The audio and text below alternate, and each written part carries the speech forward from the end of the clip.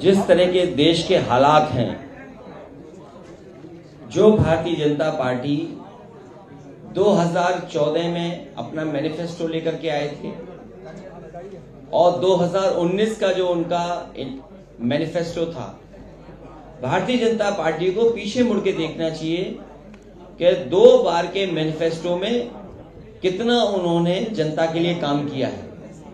मैं आपको याद दिलाना चाहता हूं, ये वही भारतीय जनता पार्टी है जिसने कहा था कि हम शहरों को स्मार्ट सिटी बनाएंगे और जिसके लिए सबसे ज्यादा बजट रखा गया था। अगर भारत की सरकार ये कहती है कि प्रदेश अपने जिलों को भेजे और ये कहे कि हम इनको स्मार्ट सिटी के रूप में डेवलप करेंगे, मुझे जानकारी है इस बात की कि देश में सबसे ज्यादा जब सूची बनी थी तो उत्तर प्रदेश से शहर गए थे जिनको स्मार्ट सिटी बनाने के लिए पैसा सरकार को देना था। ये बात अलग है कि उन्होंने मैनिफेस्टो में ये कहा था नए शहर बसाएंगे। वो नए शहर तो नहीं बसाए, लेकिन स्मार्ट सिटी के नाम पर अरबों खरबों रुपया खर्च हो गया, लेकिन आज शहरों की दशा वैसी की वैसी है। और मैं आपको याद दिलाना चाहता हूं, ये भारतीय जनता पार्टी के वही लोग हैं जिन्होंने कहा था कि हम किसानों की आय दोगुनी कर देंगे। प्रदेश सरकारें तो कोशिश कर रही हैं, जो बीजेपी के अलावा वाली सरकारें हैं, कि अपने किसानों को सुविधाएं दें जिससे उनकी स्थिति बेहतर हो। लेकिन भारतीय जनता पार्टी ने देश के किसानों से कहा था कि उनकी आय दोगुनी होगी। आज भारतीय जनता पार्टी बताए कि इस महंगाई में कितने किसानों की आय दोगुनी हुई है। ये वही भारतीय जनता पार्टी के लोग हैं जिन्होंने कहा हम करोड़ों नौजवानों को नौकरी दे देंगे। लेकिन आज हम देखते हैं कि बड़े बड़े कारखाने बंद हो गए, बेच दिए गए, नौकरी नहीं, रोजगार नहीं। और जो भारत सरकार के वादे थे महंगाई को कम करने के लिए, यूपी में तो कहा कि हम होली पर सिलेंडर मुफ्त करें देंगे। मुझे नहीं पता भारत सरकार ने बंगाल को क्या मुफ्त देने की बात कही होगी। अगर यूपी में धोखा दिया है तो बंगाल की सरकार को भी धोखा दिया होगा। अभी अभी उत्तर प्रदेश की सरकार ने कहा था कि हम सिलेंडर मुफ्त देंगे। 2 त्योहार निकल गए और त्योहार निकल गए, लेकिन अभी तक किसी को नहीं मिला। जिस सरकार ने स्वदेशी का नारा दिया हो, बीजेपी के लोग स्वदेशी का नारा देते थे कि हम स्वदेशी अपनाएंगे, लेकिन देखिए भारत की तमाम संस्थाओं को इन्होंने खत्म कर दिया। बड़ी बड़ी हमारी जो कारखाने थे उनको प्राइवेट हाथों में दे दिया। अगर प्राइवेट हाथों में दे रहे हैं तो किसको बढ़ावा दे रहे हैं आप? और जैसा कि मैंने अपने भाषण में कहा था कि LIC और हमारे भारत की सबसे बड़ी बैंक का पैसा इन्वेस्ट किया इन्होंने।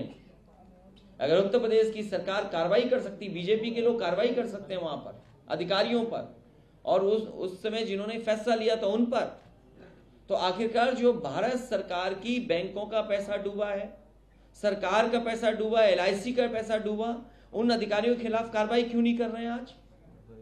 और फिर मां गंगा कहां से बहती हैं और आखिर आपके ही प्रदेश में आकर के सागर में मिल जाती। मैं ये जानना चाहता हूं कि गंगा की सफाई के लिए जो कसम खाई गई थी, गंगा की कितनी सफाई हुई है?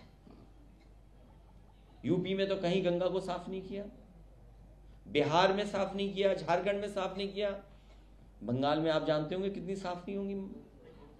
बोर्ड तो लिया लेकिन सफाई नहीं की।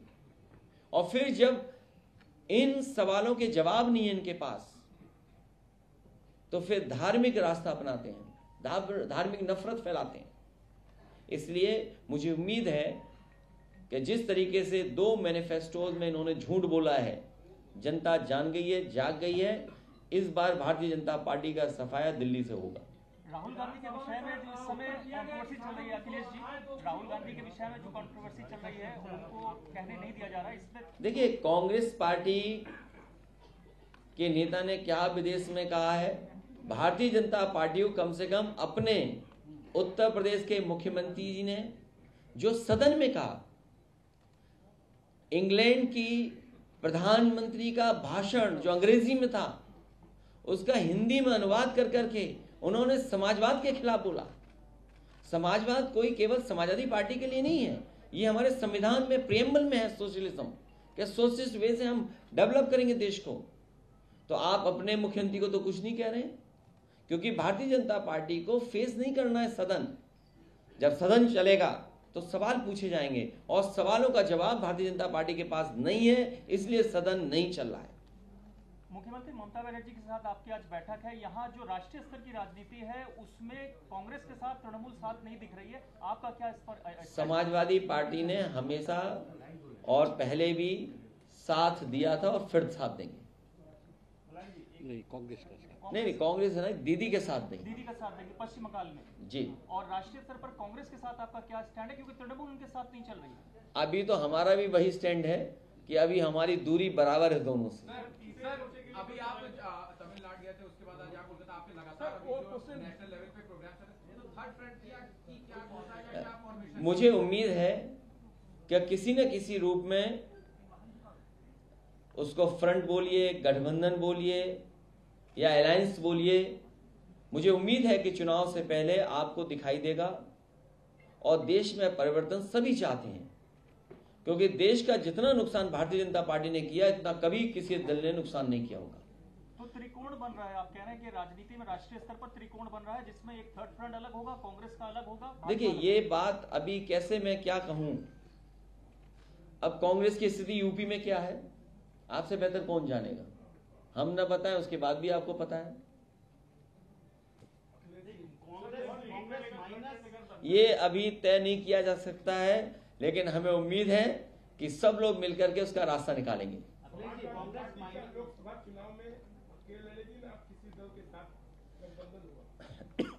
उत्तर प्रदेश में जो समाजवादी पार्टी के साथ गठबंधन में हैं, हम उन्हीं के साथ चुनाव लड़ने जा रहे हैं। समान विचारधारा वालों को लाएंगे क्या साथ में? और अब वो विचारधारा बड़ी मुश्किल होगी ढूंढने में उत्तर प्रदेश में।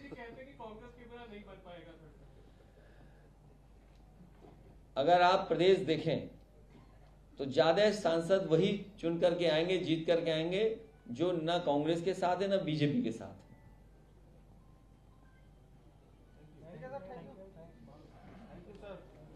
यानी आप त्रिकोण को रूल आउट नहीं कर रहे, थर्ड फ्रंट की संभावना है, माइनस कांग्रेस। मैंने क्या कहा उनके जवाब में, मैंने कहा कि बंगाल में कौन जीतेगा, दीदी ज्यादा जीत करके आएगा। झारखंड में कौन जीत करके आएगा, या बिहार में कौन जीत करके आएगा, या उत्तर प्रदेश में कौन जीतेगा। ये विषय नहीं है कि कौन आगे रहेगा, विषय ये है कि देश को बर्बाद करने वाली भारतीय जनता पार्टी देश से हटे। सर, आप क्या मोदी को प्रधानमंत्री देखना चाहेंगे? ये पद बड़ा है, इसका विचार हम सब लोग बैठ करके करेंगे। चेहरा कौन होगा ये तो बताइए। चेहरे बहुत हैं उनके पास, उनके अलावा चेहरा कौन है? हमारे यहाँ भी एक चेहरा है, वो भी प्रधानमंत्री बनना चाहते हैं बीजेपी में, आपको नहीं पता है। 2 नंबर की लड़ाई बहुत चल रही है हमारे यहाँ। यानी तृणमूल का आप साथ दे रहे हैं, लेकिन कांग्रेस दूरी बनाए रखेंगे। हमारा दल, दादा और हम सब मिलकर के दीदी के साथ हैं, लेकिन कांग्रेस के साथ नहीं। कांग्रेस के साथ कैसे हो जाएंगे हम? हम तो बहुत सारे दलों के साथ थे। लेफ्ट के साथ रहेंगे क्या? लेफ्ट के साथ आपका क्या? अब ये राजनीति में मत उलझाओ मुझे, जितने उलझे उतने उलझे रहने दो। Sir, one question. Shubhendu Adhikari, the leader of opposition, yesterday said that whoever is with Didi is unlucky for them. Like in UP, she had campaigned for you, but you had lost on those seats and Yogi ji had won. What would you say on this comment? वो क्या है, वो सबका भाग्य देख लेते हैं, वो अपना भाग्य दिखाएं। इस बार हम सब लोग मिलकर के सफाई करने जा रहे हैं बीजेपी का। अच्छा, अब की बार का कितने का लक्ष्य है? अब की बार कितने का लक्ष्य है आपकी ओर से? यूपी का या देश का? यूपी का, देश का। यूपी में भारतीय जनता पार्टी कह रही है कि 80 में 80 जीतेंगे, और समाजवादी पार्टी ने कहा है कि भारतीय जनता पार्टी को 80 में 80 हराएंगे। देश में हमारी पार्टी बहुत प्रदेशों में नहीं है। लेफ्ट और कांग्रेस बीजेपी को, तृणमूल को बीजेपी का बी टीम बोल रहा है, तो आपका अलायंस? हम दीदी के साथ हैं। और ए बी टीम का नहीं पता, लेकिन बीजेपी को हराने के लिए हम समाजवादी लोग दीदी के साथ खड़े हैं। नमस्कार, मैं हूं मानक गुप्ता। अगर आपको हमारा ये वीडियो पसंद आया हो तो इसे लाइक और शेयर जरूर करें, और हां, हमें सब्सक्राइब और फॉलो करना ना भूलें ताकि आप देश और दुनिया की कोई खबर मिस ना करें। तो जुड़े रहिए हमारे साथ और देखते रहिए न्यूज़ 24।